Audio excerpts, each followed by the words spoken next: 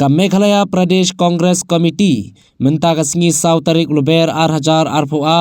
kala lumlangnya baro kinongkit kam jongka ha Congress Bhawan Shillong kaba ka jingtmu ka long ban yathir yathain ha baidei bakumno ban penklain shushu ya karukam trekam jongka parti ha ka jellahi baroka way.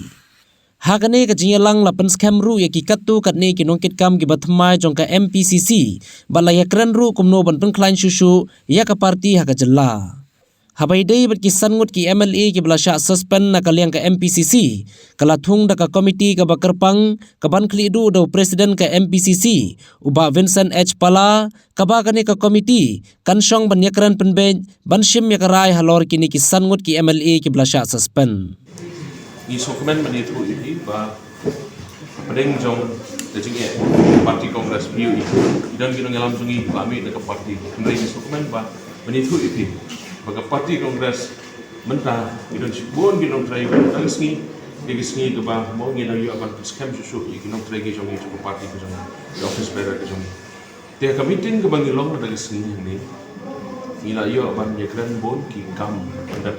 kawai naki agenda ki me keren kedai kuno berpengkelan ke parti kumau ye fi nadu ka state level the district level the block level but primary units level ini lain renro agak beda batin enrollment drive kemudian penklan ke parti kongres ke jami bat kawai ke mat ke bangi lain keren mana kesini kalau agak beda ro parti sambut ki MLA jongi ki bala syak suspend ini ki MLA sambut nak kalian jong ki MPCC ngila shim ya karai berkarai ke bangi shim ke kesini kalau ba ngila thong ya kawai ke komiti ke bawang klik lau presiden jong ki MPCC ba Vincent H Pala the working president gijongi, the general secretary gijongi, nang tadi bad ki DCC president, bad ki vice president jauh ke MPCC. Bad hak ni ke komiti in saya keren, saya perkan. Naga bentai kini sanmut ke MLA ke bah ke parti kelas suspend hak ini sengi ke pada. Bad hak ni ke sengi kin seshim. Ia kena kerai naga bentai kini sanmut ke MLA gijongi. Ni sokemen ro bani tu ipi bah kini ke sengi. Ngidon ro ya MLA na Asam buat Deki Budin Ahmed beri PRO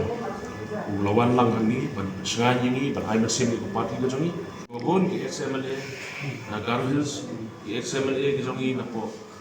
Hasils kat kumjuro isu kemen beli tu ipi bahagia ni ke tim menta ila kambun ki nong trai ban ye ke por kala na senior leaders ki jongi nong trai parti ke bani wan khaish ka parti bat ba khamsu tanat suru kanong ba ini ki nong trai ke patmai belong loyal ke parti ki ba ke parti ka ba baras ka kimyo kanat parti ini dan ke jingkerman ba apo ke jingalam jongi ba Vincent Pala ke jing trelam ke jongi ke teamwork dan ke jingkerman ba ni ko malong mentahi ni ke jinglong ke jingman ke state ke jongi ka ki phalo ndai ko so tanat kanong ba ki grassroots level Inong try parti ke jongi la dok grassroots level idan ke jingi keberpan ni parti kongres but idon ro komersial menteri ban ai ke jing kesan ban ikreman ba ke jing try stom idon galam ke jongi Islam Arzal Abdullah the kongres ila ro banyo macam marwai Islam Arzal Abdullah. No, I think you understand it is our strategy because in one hand we have the MLA who had exit from the party. We have the party workers who are very much with the party. Strategically, we have to understand that we should not be in a hurry, so that during the time we can handle the situation and at the same time to sit and discuss with them. No, the question of expel or suspension or any further action,